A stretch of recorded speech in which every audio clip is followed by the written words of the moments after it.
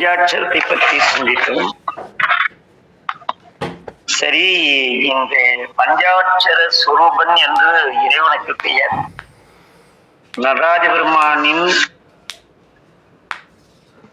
திருமேனியிலே நமச்சிவாய சிவாய நம என்று 2 மந்திரங்களும் இருக்கின்றன என்பது திருமேனி விளக்கத்திலே வரக்கூடிய ஒரு பாடல். சரி, இந்த திருவடி உடையவர் இறைவனுடைய திருவடி சிறப்பு பற்றி நிறைய, திருவடி சிறப்பு பேசினால் இந்த வாழ்நாள் பற்றாது, அவ்வளவு நிறைய இருக்கிறது. இருந்தாலும் இறைவனுடைய பேரல் கருணையினாலே இறைவனை யார் அறிவார்கள், யாரால் அறிய முடியும் என்பதற்காக இறைவனுடைய திருவடி வணங்கி அவருடைய திருவடியிலை தலையில் தாங்கி நிற்கக்கூடிய தகுதியுடையவர் யார் கேள்வி. அந்த கேள்விக்கு ஆட்பாளவர்க்கு அருளும் வண்ணமும் ஆதிமாண்பும் அளவில்லை, இழக்க வேண்டாம். கோட்பாளவும் வினையும் உருகாம எந்தை தாட்பால் வணங்கி தலை நின்று இவை கேட்கத்தக்க இவனுடைய புகழ்களை யார் கேட்டு பக்குவப்பட முடியும் என்பதை இந்த திருப்பாசுரம் நினைவூட்டுகிறது. அதாவது நடுவில் உள்ள அறிவர்கள் இருக்கிறார் அல்லவா, நீதி நேர்மை தவறாமல் தன்னிலை மாறாமல் இருக்கக்கூடியவருக்கு நடுநிலையாளர்கள். இவர்கள் யாராக இருந்தாலும் பிழை என்றால் பிழை, சரி என்றால் சரி என்று கூறக்கூடியவர்கள்.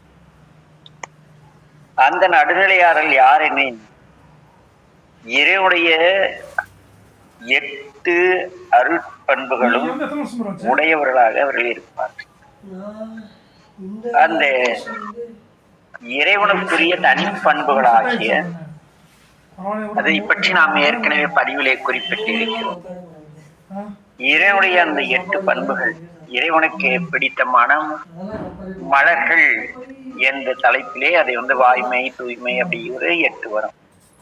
அப்படி அந்த 8 இறைவனுடைய அருட்பண்புகளையும் தன் இதயத்தில் கொண்டு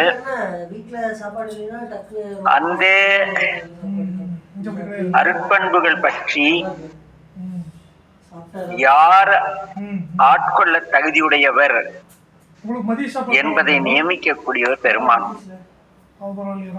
அப்படி நாம் யாரையாவது ஆராய்ந்து இவர் ஆட்பாள் ஆனவர், இறைவனுக்கு ஆளானவர் என்று கேட்க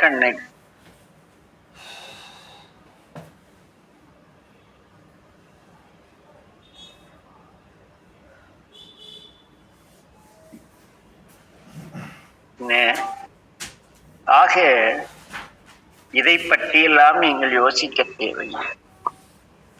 என்ன செய்ய வேண்டும் நாம் என்றால், கோட்பாளனவும் வினையும் குறுகாமை எந்தை தாட்பால் வணங்கி இருக்க வேண்டும். அதாவது இங்கே கோட்பாளனே என்பது நவகிரகங்களை குறிக்கக்கூடிய சொல். இறைவன் தனக்கு இருப்பிடமாக கொண்ட ஆன்மாவிற்கும் உடலுக்கும் 8 உயர்ந்த பண்புகளை தந்துள்ளார்.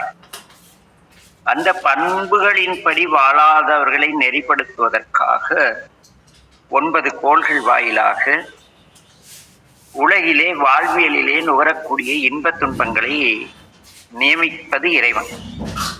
ஆக இந்த நவகிரகங்கள் 9 கோள்கள் வாயிலாக உலக வாழ்வில் நாம் இன்ப துன்பங்களுக்கு காரணமாகாமல் நெருநின்ற வாழ்க்கை வாழ வேண்டும் என்றால் அந்த நல்வினை தீவினை உங்களை சேராதபடி வாழ்ந்து பெருமானுடைய திருவடியிலே நம்மை ஒப்புவித்து அவருடைய திருவடிக்கு நம்முடைய தலை நம்முடைய அறிவு அவருடைய திருவடி சார்ந்ததாக எல்லாம் ஏற்றுக்கொள்ளும் பக்குவம் உடைய இந்த 8 பண்புகளை உடையதாகவும் அவருக்கு பணி செய்யக்கூடியதுமான தகுதியை நாம் ஏற்படுத்திக் கொள்ள வேண்டும். ஆக இங்கே அந்த பக்குவம் அடையும் நிலையிலே சமயாச்சாரியர்கள் வழியிலே ஞான நூல்களை கற்று கேட்டு ஆராய்த்து சிந்தித்து இறைவனுடைய தன்மையை உணர்ந்து நாம் அவ்வழி வாழ என்ன செய்ய வேண்டும்? முயற்சிக்க வேண்டும். ஆகவே இறைவனுடைய திருவடியை அடைய அறநெறி நின்ற அறநெறி வாழ்க்கை என்பார்கள். தர்மம் சார்ந்த சிறுமான் நம்மை பார்த்து கொண்டிருக்கிறார் என்ற உள்ளட்சத்தோடு நாம் வாழக்கூடிய வாழ்க்கை என்று விரியும். என்ன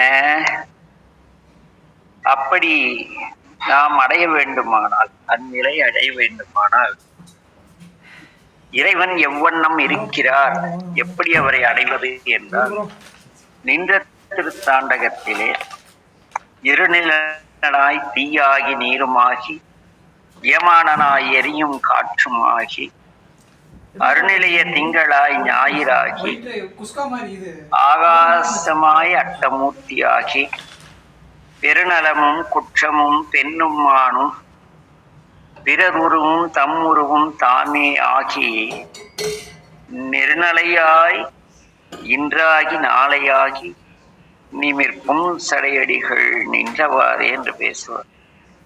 அதாவது இந்த பெரிய பூமியிலே நலம் தரும் மண்ணும் இருக்கிறது, துன்பம் தரும் மண்ணும் இருக்கிறது. அதாவது நலன் தரும் என்பது பொருள்கள் விளைவித்தால் நச்சுத்தன்மையற்ற உணவாக விளையக்கூடிய பூமி, அதற்கு அது ஒரு மண்.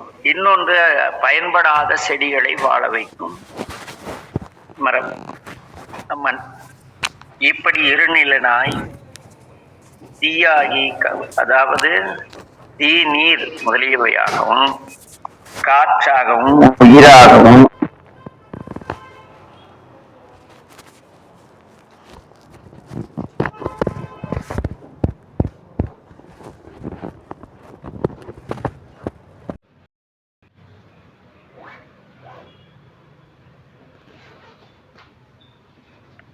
ஆக அந்த 8 உருவங்களுக்கும் ஒருவரே 5 தொழில்களை செய்கிறார். படைத்தல், காத்தல், மறைத்தல், படைத்தல், காத்தல், அழித்தல், மறைத்தல், அருளல் என்ற தொழில்களை, அந்த 5 செயல்களை செய்யக்கூடியவராக பெருமான் இருக்கிறார். அதை இன்னும் தெளிவாக நம்முடைய மாணிக்கவா சாமிகள் பேசும் பொழுது, பாரிடை 5ஆய் பறந்தாய் போற்றி, நீரிடை 4ஆய் நிகழ்ந்தாய் போற்றி, தீயிடை 3ஆய் திகழ்ந்தாய் போற்றி, வழியிடை 2ஆய் மகிழ்ந்தாய் போற்றி, வெளியிடை 1ஆய் விளைந்தாய் போற்றி என்று போற்றி திருவள்ளுவரே பேசுவார். அதே போல திருமந்திரம் 9வது தந்திரத்திலே 4வது ஒளி 5வது பாட்டு மேல் ஒளி கீழே என்று கூறி இறைவனை மேல் அடிமுதல் முடிவரை செந்தீவண்ணனாக பெருமான் இருக்கிறார். இதற்கு இடையிலே எல்லாம் இயங்குகிறது என்றெல்லாம் நிறைய விளக்கங்கள் இருக்கின்றன. ஆனால் நாம் தெளிவாக அவர் ஒரே ஒரு வார்த்தையை எடுத்துக்கொண்டால் சிறப்பாக இருக்கும். அந்த ஒரு வரி என்ன என்றால், இமைப்பொழுதும் என் நெஞ்சில் நீங்காதான், இமைப்பொழுதும் கூட நீங்காமல் எனக்குள் ஒளிந்திருக்கின்ற கல்வன், என் உள்ளம் கவர் கல்வன், ஊனுடம்பாளையம் உள்ளம் பெருங்கோயில் தெல்ல தெளிந்தார்க்கு, உள்ளம் பெருங்கோயில் ஊனுடம்பாயல் ஆலயம் தெல்ல தெளிந்தார்க்கு, சீவன் சிவலிங்கம் கள்ளப்புலனைந்தும் காளாமணி விளக்கு. நமக்குள்ளே இறைவன் இருக்கிறார் என்பதை தெளிவாக உணர்ந்து நாம் இறைவனை அடைய என்ன செய்ய வேண்டும்? அதற்கு இந்த மாயை தான் நமக்கு துணையாக இருக்கிறது. மாயை இல்லையில், அதாவது பதி பசு பாசம், பாசம் இல்லையில் நீங்கள் எதையுமே உணர முடியாது. என்ன ஆனால் பாசத்தையே பற்றி கொண்டு கிடக்கக்கூடும். இங்கே இன்று முதற்கொண்டு நாம் சிந்திக்கக்கூடியது இருண்மல நிலை. அதாவது இருள் கூட்டல் மலம் கூட்டல் நிலை என்பது இருண்மல நிலை என்று வரும். எவ்வாறு இருளாகிய புறப்பொருள், நாம் இப்பொழுது இரவு நேரம், இந்த இருளானது நமக்கு புறத்தில் உள்ள பொருள்களை நாம் பார்க்க முடியாமல் தடை செய்கிறதோ, அதுபோல எங்கும் நிறைந்திருக்கிற சிவத்தை மறைத்து அறியாமை செய்யும் ஆணவ மலத்தை இருண்மல நிலை என்பார்கள். அந்த இருள்மல நிலையிலே மனிதருடைய அறிவை ஆதிகாலம் தொட்டு என்று இது தோன்றியதோ அன்று தொட்டு உயிர்களின் அறிவை மறைத்து நிற்கக்கூடிய அறியாமை. இந்த அறியாமையிலிருந்து நாம் எவ்வாறு வெளியே வந்து இறைவனே எல்லாம் செய்து கொண்டிருக்கிறார் என்று உணரக்கூடிய நிலைக்கு வர வேண்டும்.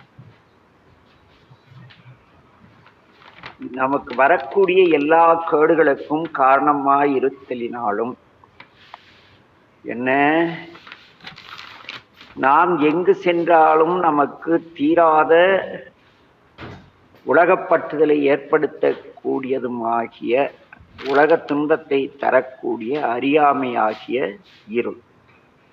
அந்த அறியாமையாகிய இருள், அதன் காரணமாக வந்த ஆணவம், அந்த ஆணவத்துடன் நமக்கு ஏற்படும் பற்று, அந்த பற்றினால் நாம் செய்யக்கூடிய செயல்களால் விளையக்கூடிய நல்வினை தீவினை, இப்படி எல்லாமே இங்கு வந்தால் இந்த பூமி சிவன் உய்ய கொள்ளுமாறு, நாம் உய்வதற்காகவே இந்த பூமியிலே நம்மை இறைவன் படைத்திருக்கிறார்.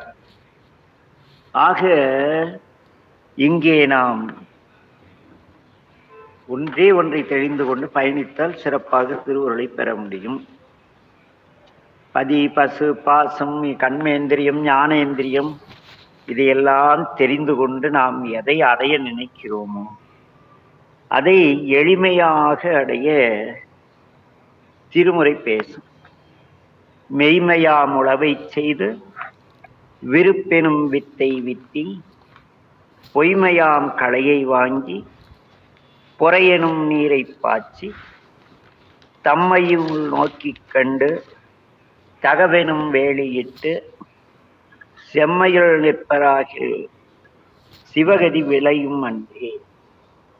அதாவது இங்கே நாம் பூமியிலே ஐம்புலன்களால் நுகரும் உலக இன்பமானது நிலையில்லாத சிற்றின்பம் என்பதை உணர்ந்து சிவனை அடையக்கூடிய சிறப்புத்தன்மை நமக்கு கிடைக்க வேண்டுமானால் வாழ்வியலே மனம் மொழி மெய்களால் உண்மையாக இருக்க வேண்டும். அது உழவு. என்ன அதுக்கு பேரு உழவு.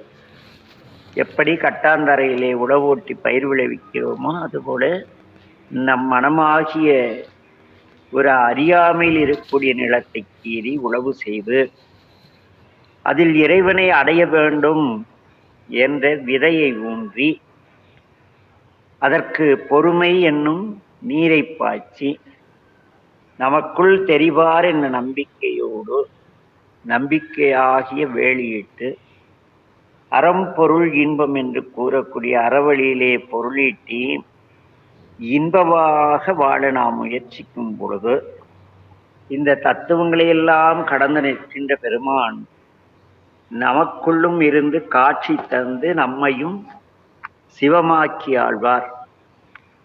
அவ்வாறு நாம் நமக்குள் இருக்கும் சிவத்தை காணக்கூடிய அந்த தன்மை அடைவதற்கு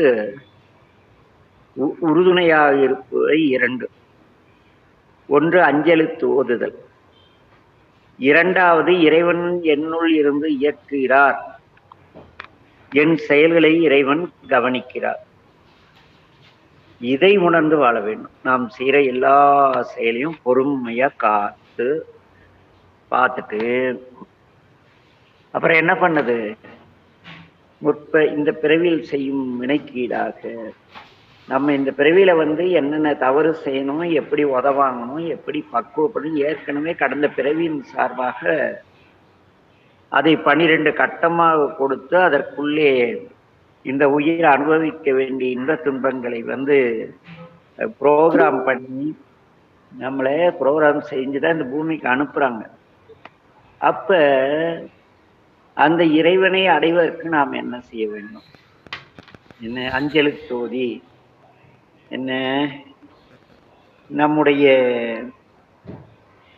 திருவிளையாடல் புராணத்திலே வாதவூர் அடிகளுக்கு உபதேசம் செய்த படலம் என்று 67ஆவதாக உள்ளது. அதிலே சிந்தையாகிய செருவினில் சிவமுதல் ஓங்க பந்தபாசம் வேரறக் களைந்து அருட்புணல் பாய்ச்சி அந்தம் ஆதி இன்றாகிய வானந்த போகாந்த தேசிக உழவன் தன் கோயிலை சேர்ந்தார் என்று பேசுவார். அதாவது நம் சிந்தையிலே சொன்ன மெய்மையாமுல, சிந்தையிலே மெய்மையாமுல, மனம் மொழி எல்லாம் உண்மையா இருக்கணும், பொய்யே வரக்கூடாது. அப்படி வாழ்ந்து இறைவனை காண்போம் என்ற நம்பிக்கையாக வித்தை ஊன்றி நம்மிடமுள்ள தேவையற்ற கொண்ட 4 அந்த பழக்கங்கள் இருக்கு. இன்னா அழுக்காரவாவைகள் இன்னாச்சு என்ற கலைகளை பிடுங்கி எறிந்து நம் உளவை செம்மையாக பொறுமை என்னும் நீரை பாய்ச்சி அமைதியாக காத்திருந்தால் நாம் இறைவனை காணலாம் என்பது இதனுடைய சாரம். இதை எங்கே செய்ய முடியும்? இந்த பிறவி எடுத்து இந்த உடலாகிய நிலத்தில் தான் செய்ய முடியும். இங்கே மெய்மையாகும் உளவு என்பது சத்துத்தன்மை, உண்மைத்தன்மை, சிவத்தன்மை என்கின்ற உளவை செய்தல் வேண்டும். ரியாலிட்டி என்கிறார் அல்லவா, அந்த உண்மையை, யதார்த்தமானதை எவ்வாறு விதைக்க நிலத்தை உழுது பண்படுத்துவது போல சிவமாம் தன்மையை அடைய கருதாது நாம் அறிவு வேட்கை கொண்டு மனம் மொழி மெய்களால் நாம் செய்யக்கூடிய செயல்களை செய்து அவற்றை உண்மை வழி நின்று அறவழியிலே நின்று செய்து நம் உள்ளத்தை உளவோட்டி பண்படுத்துதல் வேண்டும். என்ன, அப்படி செய்தால் மட்டுமே இறைவனை காண முடியும். ஆக இங்கே மிக சிறப்பாக பேசுவார். என்னவெனில், வளர்ந்திருக்கிற நிலத்திலே பயிர் வளம் பெருக அந்த பயிரோடு வரக்கூடிய களைகளை பிடுங்கி எறிதல் போல பேரின்பத்திலே பிறவாத்தன்மையிலே விருப்பமுடைய அடியார்கள் நம் மனதில் ஏற்படக்கூடிய தேவையற்ற எண்ணங்களாகிய கலைகளை பிடுங்கி போட்டு வாழ வேண்டும். பிடுங்கியதோடு மட்டுமல்லாமல் நாம் என்ன செய்ய வேண்டும்? அந்த இறைவனுக்குரிய 8 குணங்களில் வாழ்ந்து நம் வாழ்க்கை செயலாகிய நீரை பாய்ச்சி இறைவனுடைய திருவடியை அடைவதற்கு முயற்சி செய்ய வேண்டும். ஆக இங்கே எல்லா விதை விதைத்தவன் வினையறுப்பான், விதை விதைத்தவன் விதையறுப்பான், திணை விதைத்தவன் திணையறுப்பான் என்பது போல நம்முடைய எண்ணங்கள் தூய்மையாக இருந்து இறைவனை வழிபட வேண்டும். அது மட்டுமல்ல, என்ன, வஞ்சகர் நெஞ்சு புகழறியா மடப்பூங்குயிலே என்று அம்பிகை பற்றி பேசுவார்கள். வஞ்சக நெஞ்சு அடைய தெரியாதவள் இறைவி மட்டுமல்ல, இறைவனும். ஆக இங்கே என்ன செய்ய வேண்டும்? உடம்பெனும் மனையகத்து, உள்ளம் பெருங்கோயில் இல்லையா? உடம்பெனும் மனையகத்து உள்ளமே தகழியாக மடம்படும் உணர்நெய்யாட்டி உயிரெனும் திரிமயக்கி இடும்படு ஞானத்தீயால் எரிகுல இருந்து நோக்கில் கடம்பமர் காளை தாதை களலடி காணலாமே என்று திருமுறை பேசும். முத்தி நெறியில் நாட்டமுள்ள அறவழி வாழ்கின்ற ஒருவர் இந்த உடம்பு என்னும் வீட்டினுள்ளே இறைவன் இருக்கின்ற உள்ளத்தை அகழ்விளக்காக வைத்து அதில் அவிச்சையை ஒழிக்கின்ற தெளிவாகிய உணர்வாகிய தெளிவு இறைவன் உள்ளே இருக்கின்றார் என்ற தெளிவாகிய உணர்வாகிய நெய்யை ஊற்றி என்ன நம் உயிரை திரியாக்கி இறைவன் எனக்குள் இருக்கின்றார் என்ற ஞானத்தின் உண்மையை ஏற்றுக்கொண்டு அந்த விளக்கை ஏற்றினால், ஞானத்தால் அந்த திரியை பற்ற வைத்தால் நமக்கு என்ன தெரியும்? அந்த கடம்பமர் காளை தாதை இறைவனுடைய திருவடியை இதயத்துள் காணலாம் என்கிறது இந்த பாடம். ஆக இங்கே போய் ஏன் அது இது போய் குழப்பிக்கிட்டு எவ்வளவு எளிமையா வழிகாட்டினாங்க. உடமெனும் மனையகத்து உள்ளமே தகழியாக மடம்படும் உணர்நெய்யா மனம்படும் உணர்நெய் ஆட்டி உயிரெனும் திரிமயக்கி இடம்படு ஞானத்தீயால் எரிகுல இருந்து நோக்கு கடம்பமர் காளைதானே களலடி காணலாம். இறைவனுடைய திருவடி காண நம்ம உடம்புக்குள் இறைவன் இருக்கிறான் என்பதை உணர்ந்து அவரை காண வேண்டும் என்ற எண்ணம் மனதில் உண்டாவதால் அந்த மனத்தை என்ன பண்ண வேணும்? விளக்காக்கி அதிலே நம்முடைய உணர்வாகிய நெய்யை விட்டு நம்முடைய உயிரை அந்த நெய்யிலே திரியாக வைத்தோம். நம்முடைய இறைத்தேடலாகிய ஞானத்தீயால் அதை கொளுத்தும் போது என்னாகும்? திரி ஒளி ஒளியடைந்து இறையாம் தன்மையை தான் அடைகிறது. ஆக இங்கே எல்லாமே தலையே நீ விளங்காய் தலை மாலை தலை கணிந்து என்று பாடி கடைசியிலே என்ன செய்வார்? நம் பெருமான் தேடிக் கண்டு கொண்டேன் திருமாலோடு நான்முகனும் தேடி தேடுனா தேவனே என் உள்ளே தேடிக் கண்டு கொண்டேன் என்று தெளிவாக கூறுகிறார். ஆக அவரும் நம்போல் பூமியில் பிறந்து மன உளைச்சலுக்கு ஆளாகி சைவம் கடந்து புறச்சமயம் சார்ந்து அங்கு தான் கற்ற கல்வி கேள்விகளெல்லாம் ஒரு விடை தேடி தடுமாறி நின்ற பொழுது இறைவனுடைய அருளாகிய சூளை கிடைத்து அதன் பயனால் ஞானத்தை அடைந்தவர். ஆக இங்கே அந்த எனக்குள் இறைவன் இருக்கின்றான், அவர் எனக்கு சிவபோகம் தருகிறார் என்ற எண்ணத்தை என்ன செய்யணும்? நிலையாக வைத்துக் கொள்ள வேண்டும். அப்படிப்பட்ட இறைவன்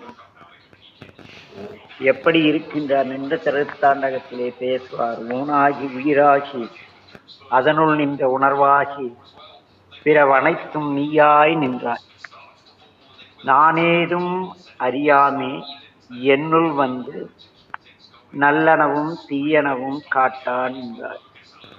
தேனாரும் கொன்றையனே நின்றியூராய் திருவானே கோவில் உரை சிவனே ஞானமான உன் பொற்பாதம் அடைய பெற்றாள் அல்ல அது கண்டு இங்கு கண்டு கொண்டடியேன் என் உன்னுடைய திருவடியை நான் காண வேண்டும் இறைவா என் உடலாகவும் உயிராகவும் அதனுடன் இருக்கின்ற உணர்வாகவும் இந்த உடல் சார்ந்த எனக்கு நன்மை தீமைகளை உணரப்பிற எல்லா பொருளாயிருக்கின்ற நீ காட்டினால் அல்லவா எனக்குள் இருக்கும் உன்னுடைய திருவடிகளை நான் காண முடியும். அருக என்று பேசுவார். ஆக என் அன்பின் உறவுகளே, தலையே நீ வணங்காய் தலைமாலை தலை கணிந்து தலையாலே பழிதேனும் தலைவனை தலையே நீ வணங்காய் என்று தொடங்கி கால்களால் பயனின் அரண் கோயில் சூழா கால்களால் பயலின் என்று கூறி கடைசியாக தேடி கண்டு கொண்டேன் இந்த வெளியே அரங்கத்திலே ஆடுகின்ற அம்பலத்தரசி என்னுள்ளே தேடி கண்டு கொண்டேன் திருமாலோடு நான்முகனும் தேடி தேடுனா தேவனை என்னுள்ளே தேடி கண்டு கொண்டேன் என்று நிறைவு செய்வார் நம்முடைய நாவுக்கரசு.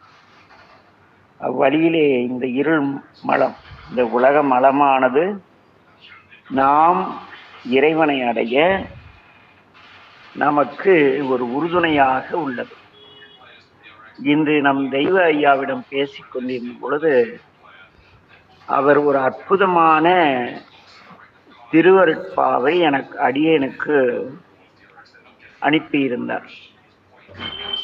அந்த திருவருட்பா சற்று சிந்திக்க வைத்தது. அது என்னவெனில், இறைவனிடம் ஒரு வார்த்தை கேட்பார் வள்ளல் பெருமான். நல்பதத்தார் நல்பதமே ஞானமூர்த்தி நலம் சுடரே, நால் வேதத்துக்கு அப்பால் நின்ற சொல்வதத்தார் சொல்வதமும் கடந்து நின்ற சுழற்கரிய சூழலாய் இது உன் தன்மை. இறைவா, உன் தன்மை என்னவென்றால் நல்ல ஒழுக்கமிக்க மெய்ஞானம் பெற்ற அடியார்கள் வழிபடக்கூடியது உன்னுடைய பதம், உடைய திருவடிகள்.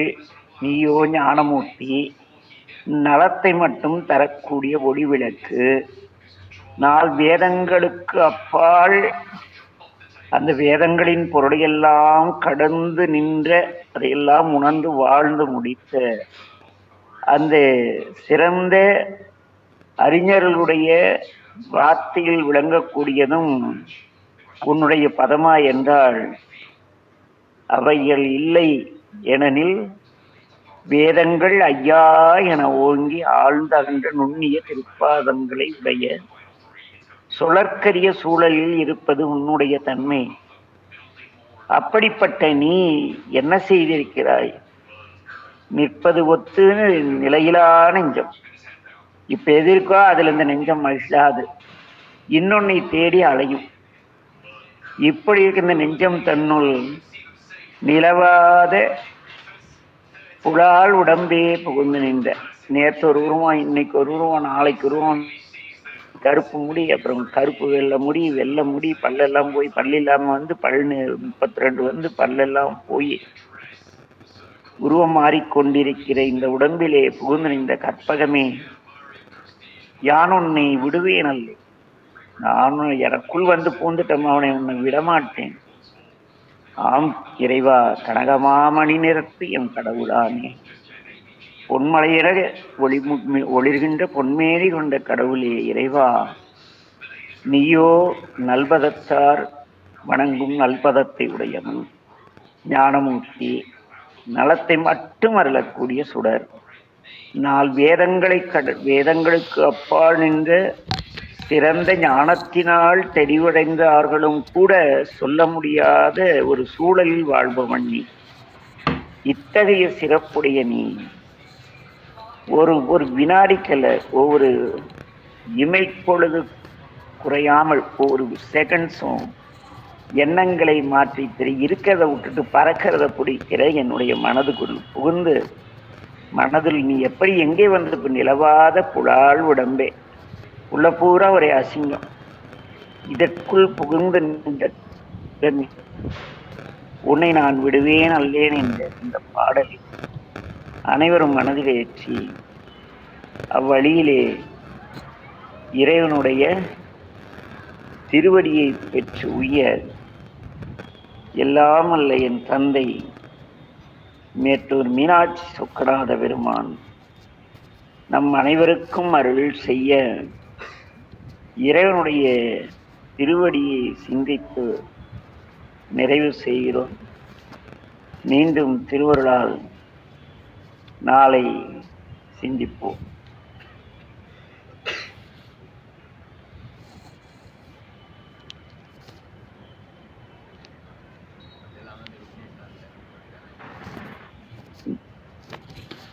ஐயா, எல்லாருக்கும் நமச்சிவாய வாழ்க. நமச்சிவாய வாழ்க ஐயா. நாள் உள்ள இருக்காருன்னு தெரிஞ்சிச்சு. வீட்டுக்குள்ள இருக்கிறவரு எதை செய்ய சொல்கிறாரோ அந்த நல்ல விஷயத்தை மட்டும் செய்து அவர்கள் முயற்சி.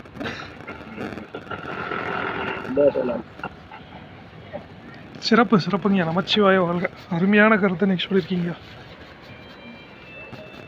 ஏன் போய்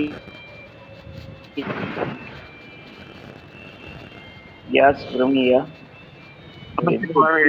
கேட்டுப்பாரு போல. சரி கைலாஸ். நமச்சிவாய வாழ்கங்க. நமச்சிவாய வாழ்க ஐயா. நமச்சிவாய வாழ் ஐயா. நான் கொஞ்சம் லேட்டா 8:40